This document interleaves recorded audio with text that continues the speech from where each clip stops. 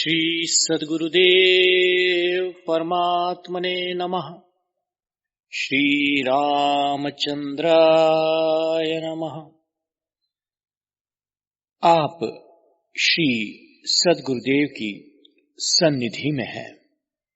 श्री गुरुदेव की सन्निधि में इसके भाग 3 से सद्विचार के प्रकरण में अब पुष्ट 26 से मैं श्री गुरुदेव के वचन पढ़ रहा हूं। यह वचन अमूल्य वचन है, असामान्य है। इनमें बहुत गहरी समझ और जीवन व्यवहार में कैसे जिया जाए इसकी शिक्षा गुरुदेव देते हैं। तो गुरुदेव पहले तो कहते हैं कि सदमित्र के स्नेह, महान पुरुषों के व्यवहार में सदैव विश्वास रखना चाहिए। पर तरुण योगी या साधु के मन पर, मृत्यु पर, लोभी के धन पर कभी विश्वास न रखना चाहिए। और फिर गुरुदेव कहते हैं, अन्यद्र ब्रवीमि किम महम जगदेक बंधो बंधुर्न को अपि मम देवसुतो अपि नास्ति तत्रेत पदाब्ज विमुखस्य महाधमस्य हस्ते ततैव करुणाम्बुनिधे गतिर्मे। राम रमे सब जगत में रीचन खाली ठाम, प्रेम भक्ति ते प्रगट होए बना ये मही राम। राम नाम को छोड़कर करे भरोसो और सुख संपत्ति की क्या चली, नरक न पावे ठोर।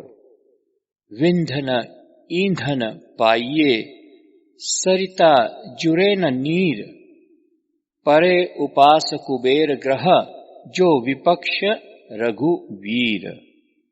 गुरुदेव कहते हैं आगे, जाने मन में क्या आता और क्या लिखता, परंच कलम बिगड़ गई तथा स्मरण नहीं रहा। चैत्र सुदी अष्टमी।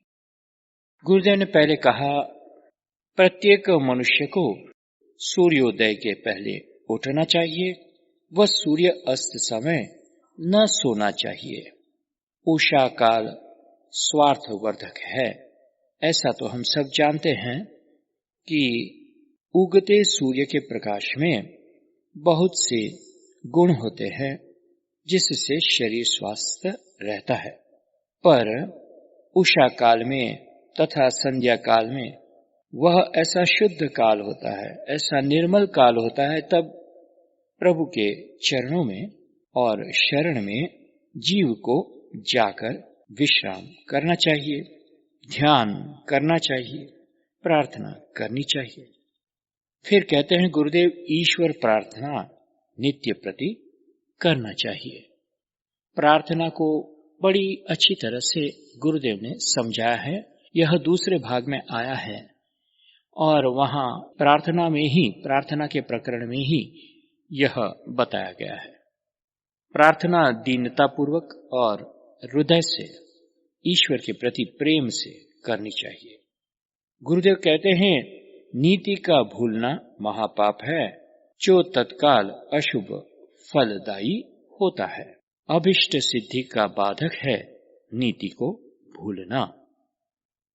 गुरुदेव कहते हैं, गैर समझ का आधुनिक विज्ञान सर्वनाशक एक उत्पात है।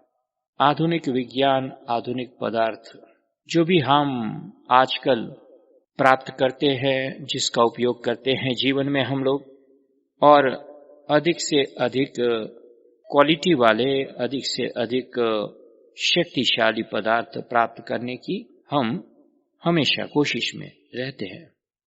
क्योंकि हमारी दौड़ पदार्थों के प्रति तो इसलिए है कि हम चाहते हैं कि हम औरों से आगे जीवन में निकल जाए, हम बहुत सी समृद्धि प्राप्त कर लें।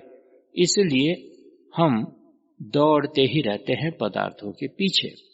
पर यह आधुनिक विज्ञान जो है, जिस तरह से पदार्थों का और किस तरह के पदार्थों का निर्माण करती है, वह गुरुदेव ने तब ही कह दिया था कि सर्वनाश का एक उत्पात है।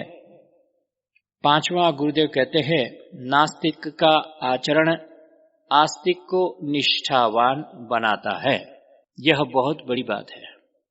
जब भी कभी आप किसी नास्तिक से मिलोगे तो आपको पता चलेगा कि वो कैसा क्या कहता है। आजकल ही न्यूज में आया था कि किसी एक मराठी कवि को उन्होंने एक बड़ा सरस्वती पुरस्कार यानी कि एक बड़ा अवार्ड दिया और उन्होंने उसे एक्सेप्ट भी कर लिया, मान भी लिया कि लेंगे। पर जब उन्हें कहा गया कि उस समारंभ में सरस्वती की वंदना होगी, पूजा होगी समारंभ से पहले, तो उन्होंने उस अवार्ड को नकार दिया। तब आप इनसे, इनकी जो चेष्टा थी, इनकी जो वृत्ति थी, इससे आपका आस्तिकपना तो पुष्ट होता ही है। मेरा तो हुआ। मुझे पता चला कि ये जो अपने आप को रेशनलिस्ट कहते हैं, ये कभी धर्मनिरपेक्ष नहीं हो सकते और इन्हें सर्वधर्म में समभाव भी नहीं उत्पन्न हो सकता। तो ये नास्तिक ऐसे होते हैं और उन्हें तो किसी मर्यादाओं का भान ही नहीं होता। जब जगत में उनके कार्य की प्रतिष्ठा बढ़ती है और उस प्रतिष्ठा के मान सम्मान में उन्हें कोई अवार्ड दिया जाता है, तो उसको इसी कारण नकार देते हैं कि वहां सरस्वती की वंदना होने वाली है। तो यह हुआ, ऐसे होते हैं नास्तिक। फिर कहा आगे, दान सदैव कल्याणकारक है। ईश्वर के नाम पर करो, चाहे दया के नाम पर करो या मानव सभ्यता की वेदी पर करो। दान किसी भी प्रकार से, किसी भी वृत्ति से करो।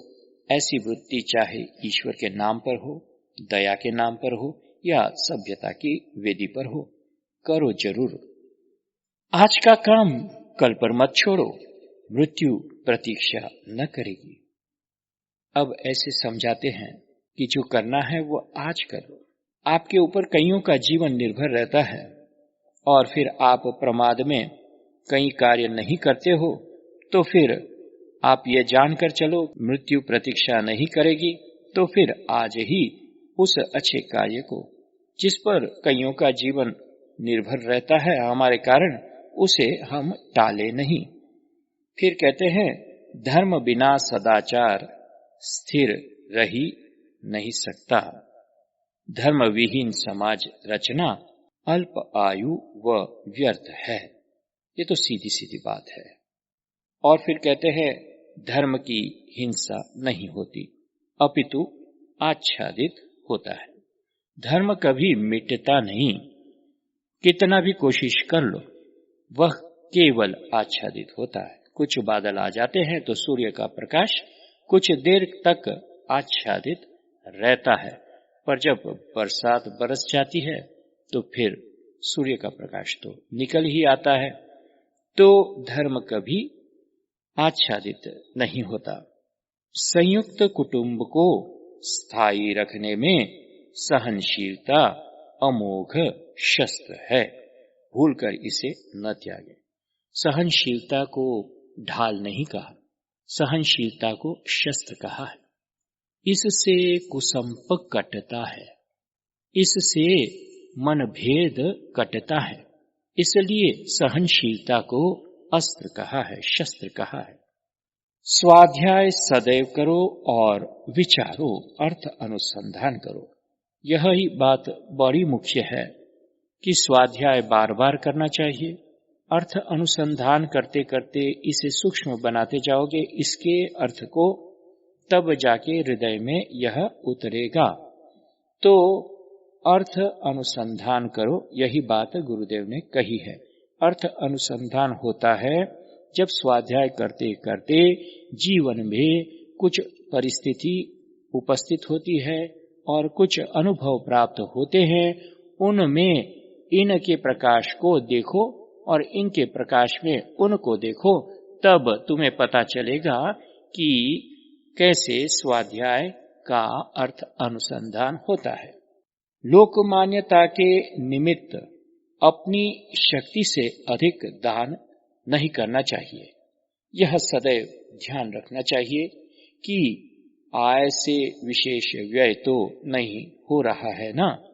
यह मर्यादा की बात कही कि परिवार और समाज में रहते हुए पहले तो मनुष्य को अपने परिवार का ध्यान तो रखना चाहिए, और जितनी आय में अगर परिवार का ही पूरा न होता हो तो फिर कोई नहीं कहता कि आप दान धर्म करो। तो गुरुदेव कहते हैं कि अपने आय और व्यय का निश्चय कर कर ही दान धर्म करना चाहिए। जिसको देश काल व अपनी स्थिति का ध्यान नहीं, वह नीरा मूर्ख है। अब यह बहुत ही गहरा, बहुत गहन वाक्य है कि देश काल व अपनी स्थिति का ध्यान रखना चाहिए, समझना चाहिए कैसा देश काल है, कैसी स्थिति है, और अपनी भी इस देश काल में कैसी परिस्थिति है। तब जब ऐसे होगा तब हमें पता चलेगा कि क्या करना आवश्यक है, क्या करना नहीं है। तब भी वह सत कार्य कर सकता है, अपने लिए उत्थान का कार्य कर सकता है, समाज में कुछ अच्छा कर सकता है। तो जो नहीं जानता वह नीरा मूर्ख है। तो देखते रहो क्या हो रहा है। रूढ़ियों की ओट में धर्म पर प्रत्याघात करना बुद्धिमानी नहीं, अपितु सर्वनाश की निशानी है। धर्म को रूढ़ियों से ऊपर बतलाया है गुरुदेव ने। धर्म की तो व्याख्या करते करते बहुत समय लग जाएगा। धर्म को समझना है, जानना है, तो गुरुदेव ने कई जगहों पर धर्म के बारे में दूसरे भाग में समझाया है। तब फिर एक बार सुन लीजिए, पढ़ लीजिए, तो धर्म क्या है यह पता चलेगा। रूढ़िवाद तो आपको पता ही है, ट्रेडिशंस। अच्छा, तो फिर आगे अर्थ को इतना महत्व देना ठीक नहीं, कारण कि जीवन निर्वाह का एक साधन ही है, मनुष्य जीवन का साध्य नहीं। मात्र अविचारी मनुष्य अर्थ को आवश्यकता से अधिक महत्व देकर अपना जीवन दुखमय बना डालते हैं। यह हमारी बड़ी समस्या है।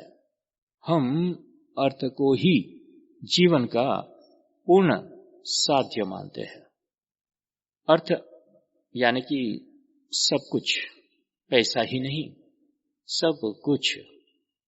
और जब जीवन में हम अपने जीवन को ऐसा वैसा कैसा महान बनाना चाहते हैं, तो हम जीवन में अर्थ को प्राप्त करना चाहते हैं।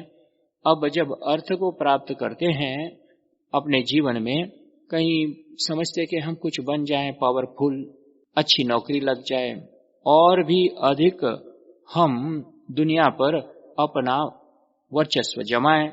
यह सब अर्थ के कारण है, और यह अर्थ को हम जीवन में इतना महत्व देते हैं कि हमारा दुखमय जीवन बना डालते हैं। दुखमय कैसे बन जाता है, इसको भी विस्तृत से कभी चर्चा करेंगे। आधुनिक सभ्य कहलाने वालों की कुतर्कों पर ध्यान न देकर गरीब को अन्नदान अवश्य दो, इससे तुम्हें एक तुष्टि मिलेगी। हम देखा देखी में बड़े लोग कैसे होते हैं, क्या करते हैं, ये सब देखते हैं, पर एक गरीब जो भूखा बैठा है किनारे पर रास्ते के, उसे कुछ देने से कतराते हैं। सोचते हैं कि ये कैसा कार्य है, ये क्या हमारे लिए है, क्या हम ही करें, कोई नहीं है, बड़े बहुत करते हैं, हम क्यों करें। तो देखा देखी हो जाती है। अब उपदेश का प्रभाव न होना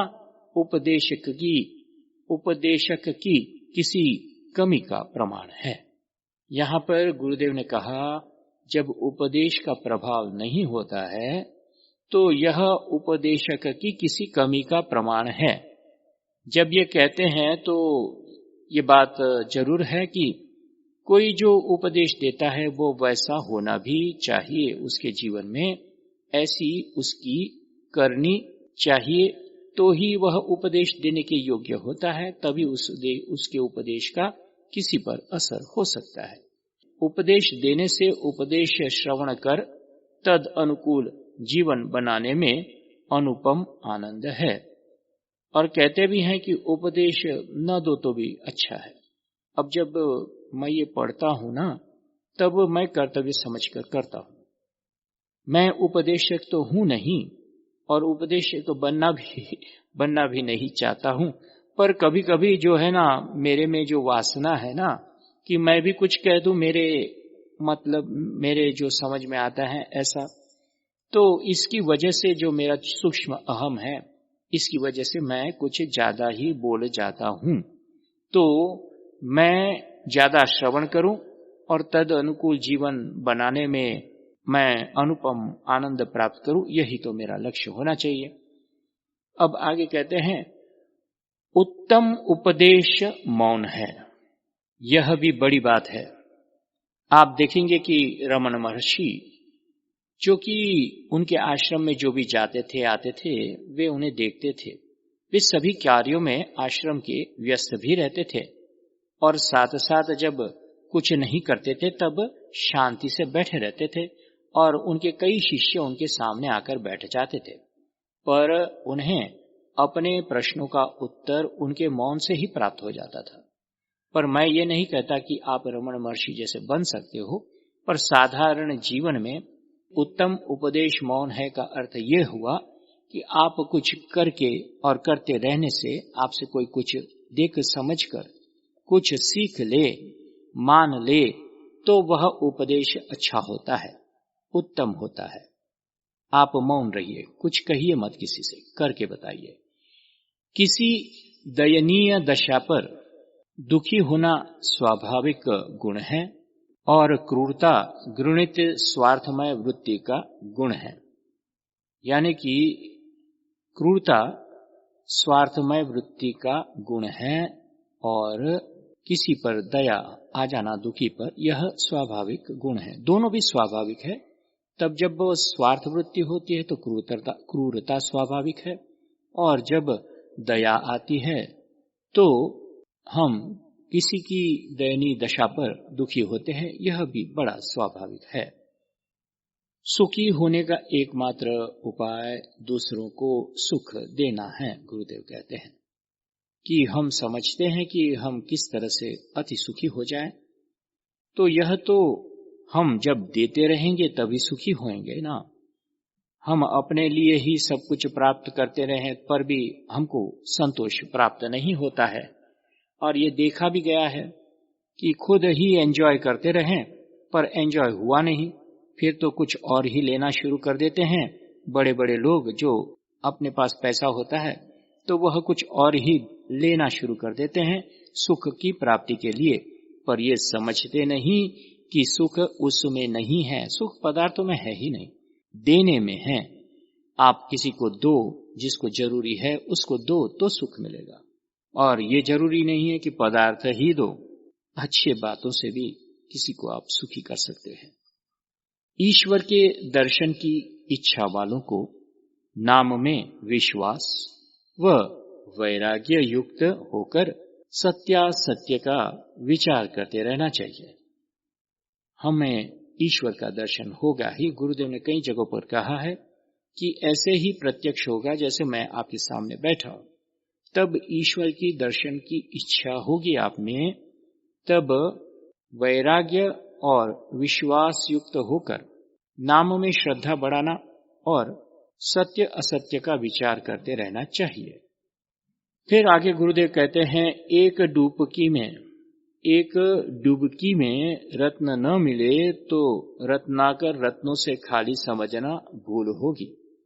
कभी कभी हम थोड़ा सा परिश्रम ध्येय के प्रति कर लेते हैं, पर अगर ध्येय प्राप्त न हो तो हम समझ लेते हैं कि रत्नाकर रत्नों से खाली है।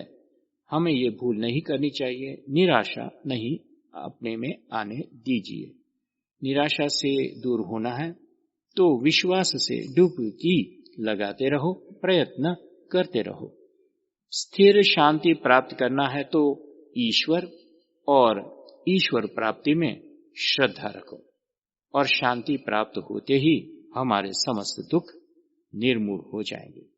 ईश्वर की श्रद्धा से, गुरुदेव कहते हैं, ईश्वर में श्रद्धा से शांति प्राप्त होती है। निराशा व अन्य दुखों की विश्वास युक्त हरिस्मरण रामबाण औषधि है, इसमें संदेह को अवकाश नहीं। हरिस्मरण एक रामबाण औषधि है, किस लिए? निराशा व अन्य दुखों के निवारण के लिए। तो निराशा और दुखों की जो औषधि है, जिनसे निराशा और दुखों का इलाज हो जाता है, वह केवल हरिस्मरण है। दुखों से घबराना नहीं चाहिए। प्रतिकूल परिस्थितियों का सामना किए बिना सुख नहीं मिलता। यह व्यवहारिक जीवन की बात गुरुदेव ने समझाई कि व्यवहारिक जीवन में पुरुषार्थ भी अनिवार्य है। केवल राम नाम से भी बहुत कुछ हो जाता है, पर पुरुषार्थ होने से ही राम नाम का भी हमें आलंबन मिलेगा और हमें इससे फायदा भी होगा हमारे जीवन में।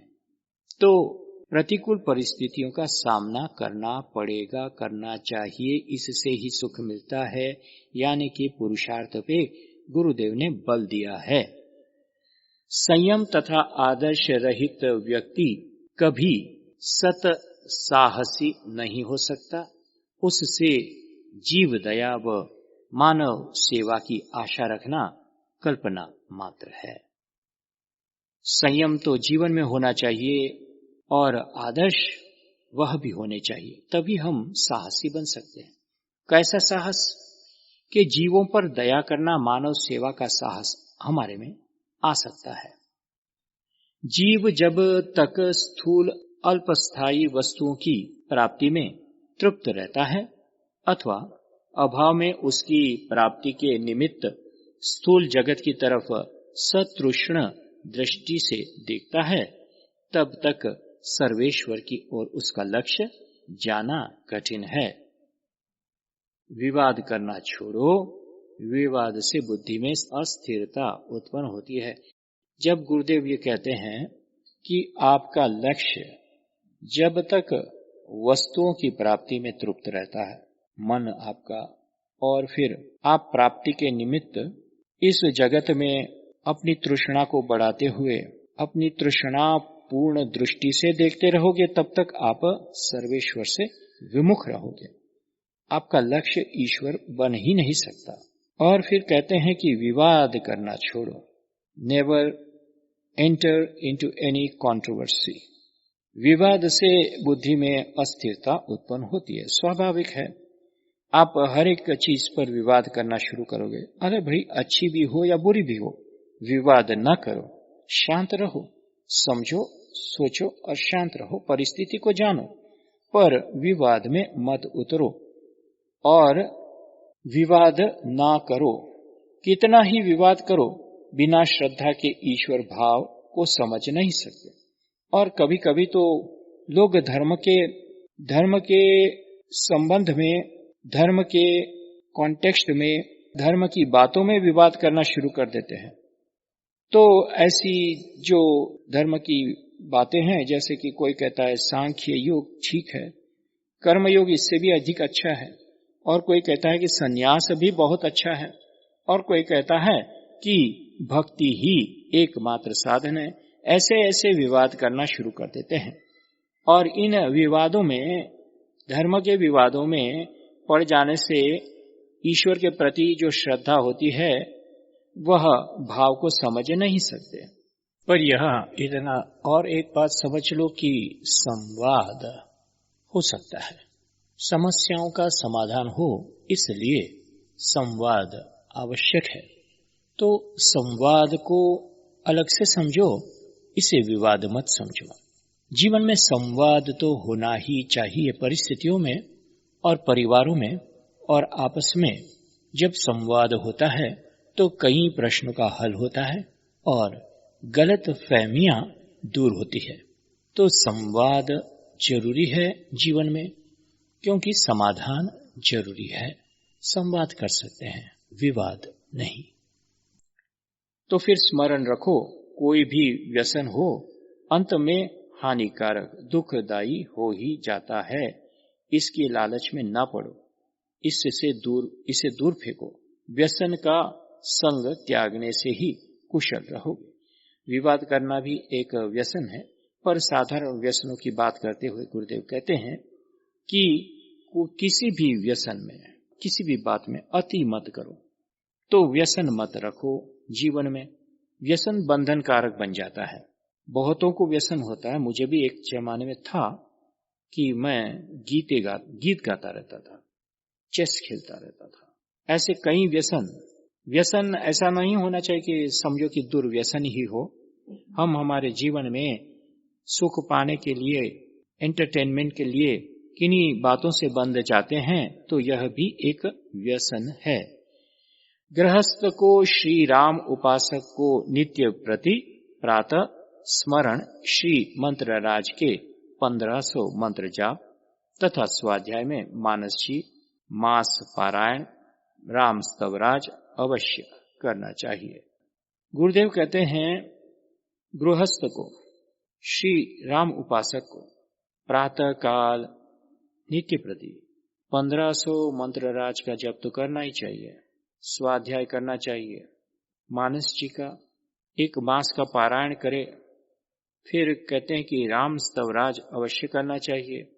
अब जब ये कहते हैं गुरुदेव आंख बंद कर बिना किसी तर्क के, इसे एक महान उपदेश समझकर अपने जीवन में लाने का प्रयत्न जरूर करना। फिर किसी ने प्रश्न किया, सब मनुष्यों में ईश्वर है ऐसा सब महापुरुष कहते हैं, तब मनुष्य को दुख क्यों भोगना पड़ता है? यह सत्य है, गुरुदेव कहते हैं, यह सत्य है। सब मनुष्य में ईश्वर है और ईश्वर में सब मनुष्य नहीं है। इसी के कारण वे दुख भोगते हैं। यह बहुत ही गहन वाक्य है। कुछ ज्ञान मार्ग वाले अधिष्ठान की बात करते हैं कि सारा जगत ईश्वर में प्रतीत होता है, और गुरुदेव कहते हैं ईश्वर में सब मनुष्य नहीं है। तब गुरुदेव कहना चाहते हैं कि ईश्वर में सब मनुष्य का भाव नहीं है, अनुराग नहीं है, स्थिति नहीं है, इसलिए वे दुख को प्राप्त करते हैं। कभी यह सत्य जरूर है कि सब मनुष्य में ईश्वर है, जैसे सभी में ईश्वर ओतप्रोत है और हम भी ईश्वर में ही दिखते हैं। हम सब, ये सारा जगत ईश्वर में ही स्थित है और ईश्वर इस जगत में ओतप्रोत है। इसलिए जगत मिथ्या होते हुए भी पूर्ण सत्य है, इसे हम नकार नहीं सकते, ऐसा भी गुरुदेव ने कहा है। तो यह बात आप खूब जानिए कि आपकी ईश्वर में स्थिति होनी चाहिए, तभी आप दुख से मुक्त हो सकते हैं। गुरुदेव कहते हैं कि देखो, यह निश्चय करो कि व्यावहारिक संकल्पों की पूर्ति मन को स्थायी प्रसन्नता नहीं दे सकती। प्रसन्नता तो मन की सदा शांत अवस्था है। आनंद स्वरूप ही है जीव, आत्मा, और उसे प्रसन्नता कहीं और से मिलती नहीं है। प्रसन्नता का अनुभव भी जीव आत्मा के आनंद पूर्ण होने से ही होता है। आपको किसी जगह पर, गुफा में या कहीं पर भी आपको दिखता है कुछ प्रकाश में, तो वह प्रकाश होता ही है वहां, तभी तो उसमें आपको कुछ दिखता है। तो ईश्वर के प्रकाश से ही आनंद हम प्राप्त करते हैं, आनंद स्वरूप है हम। तब जब हम यह मानते हैं कि जो दिखता है वही हमें प्रसन्न करता है, तो यह बात ठीक नहीं है, क्योंकि व्यावहारिक संकल्पों की पूर्ति मन को स्थायी आनंद नहीं देती। पदार्थ मन को स्थायी आनंद नहीं देते, प्रसन्नता नहीं दे सकते। तो प्रसन्नता मन का एक भाव है, क्योंकि मन ईश्वर में स्थित है, तभी आनंद स्वरूप है ही। जिसने, गुरुदेव कहते हैं, जिसने मृत्यु को सुंदर माना है अथवा जाना है, उनके जीवन के प्रत्येक क्षण सुंदर होते हैं। इतना ही नहीं, उनकी वाणी में, वर्तन में व प्रत्येक कार्य में सुंदरता दिखती है। मृत्यु को सुंदर माना है। मृत्यु को सुंदर कैसे माने? कोई भी जब मृत्यु का दर्शन करता है, किसी की मृत्यु का, तो वह उसे सुंदर नहीं मानता। तो वह स्वाभाविक है, क्योंकि वह देखता किसको है? एक मृतक शरीर को, मांस के लोथड़े को देखता है, तब तो उसे सुंदर नहीं प्रतीत होता है ना, उसे जला भी देते हैं। तो सुंदरता मृत्यु में, मतलब कि मृत्यु को समझने में सुंदरता है। मृत्यु है क्या? हाँ, शरीर की, शरीर का मृतक होना संभव है। तब आपको पता चलेगा कि मृत्यु किस लिए सुंदर है, कि फिर आपको पता चलेगा कि और एक इनिंग्स खेलोगे आप, और एक नई शरीर को प्राप्त करोगे आप, या तो फिर मुक्त हो जाओगे, खेल समाप्त, आप जीत गए, परमात्मा को प्राप्त हो गए। तो जीवन का कारण समझोगे, तभी मृत्यु को सुंदर मानोगे।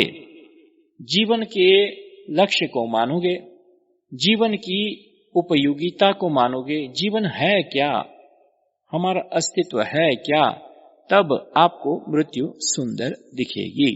जीवन के उद्देश्य को समझोगे, जैसे गुरुदेव ने भी समझाया है कई जगहों पर, तब मृत्यु सुंदर दिखेगी आपको। जी नहीं, सभ्यता और संस्कृति सर्वथा असंबद्ध न होते हुए भी एक दूसरे से भिन्न है। संस्कृति अभ्यांतर व सभ्यता बाह्य तत्व है। संस्कृति अभ्यांतर व सभ्यता बाह्य तत्व है। भाई, दुख अशांति आप अनुभवते हो, सो विचारने से मालूम होगा कि दुख अशांति अपने स्वतः अशुद्ध मन में है।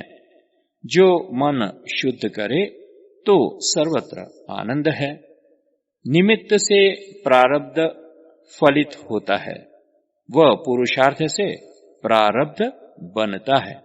यहां पर डिस्टिंग्विश किया है, इन दोनों को पृथक करके बताया है कि निमित्त से ही प्रारब्ध फलित होता है और पुरुषार्थ से प्रारब्ध बनता है। पुरुषार्थ से निमित्त का भी निर्माण हो जाता है और निमित्त से प्रारब्ध फलित होता है। अब आपको यह बहुत गहरा विषय है, इसको समझने के लिए बहुत गहरी समझ मुझ में भी आनी चाहिए, तो मैं फिर कभी अध्ययन करूंगा इसका। गुरुदेव आगे कहते हैं, बिना भगवत ध्यान, वैराग्य, अपरिग्रह के विद्वत्ता नाकाम है। विद्वत्ता एकदम नाकाम हो जाती है, आपकी जितना भी ज्ञान है नाकामा हो जाता है। किस लिए? कि आप में ध्यान, वैराग्य और अपरिग्रह नहीं है। विद्वान धार प्रवाह खूब बोल ले, झपटा बंद पाठ करे, अनेक विद्वत्तापूर्ण ग्रंथ लिख सके, परंच कंचन कामनी और कीर्ति के त्याग बिना प्रभु से सर्वदा दूर है। जो विद्वत्ता है आपकी, वो सारी दूर हो जाती है, क्योंकि आपकी जो लगन है, आपका मन जिसमें जा रहा है, वह कंचन, कामिनी और कीर्ति के प्रति, तो आपकी विद्वत्ता नाकामी हो जाती है। फिर कहते हैं गुरुदेव, अरे बाबा, इससे तुम दया की याचना करते हो, यही आश्चर्य। वायदे सट्टे का व्यापार सर्प की रमत है। एक दिन मृत्यु अवश्य है, इसका त्याग करना ही उत्तम है। किसी को समझाते हुए गुरुदेव ने कहा, किसी के प्रति याचना करते हो, यही आश्चर्य है। और आगे कहा, वायदे सट्टे का व्यापार सर्प की रमत है। अब ये जो हर्षद मेहता का सीरियल आजकल चला है, लोग भूल भलैया में पड़ जाते हैं और सट्टे को बहुत महत्वपूर्ण मान लेते हैं। यह गलत है। गुरुदेव ने हमेशा सट्टे का हमेशा विरोध किया है और उसके विरुद्ध का निर्देश दिया है, त्यागने का निर्देश दिया है। फिर कहा, नहीं, इस व्यापार से भूखों मरना श्रेयस्कर है। एक पत्नी व्रत बनो, भूलकर दुर्गामी न बनो। सदा सत्य का पालन करो। यह सामान्य उपदेश गुरुदेव ने कहा किसी को कि इस व्यापार से भूखों मरना श्रेयस्कर है। अब वो कौन सा व्यापार है मुझे कोई पता नहीं। एक पत्नी व्रत बनो, यह भी सत्य है। भूलकर दुर्गामी मत बनो। ये जो होता है ना, लोग प्रमाद करते हैं, टालते रहते हैं, ऐसा मत करो और सदा सत्य का पालन करो। श्री रामचंद्राय नमः। सद्गुरुदेव नमः। श्री परमात्मने नमः। ओम शांति शांति शांति। हरि ओम तत्सत। हरि ओम तत्सत। हरि ओम तत्सत।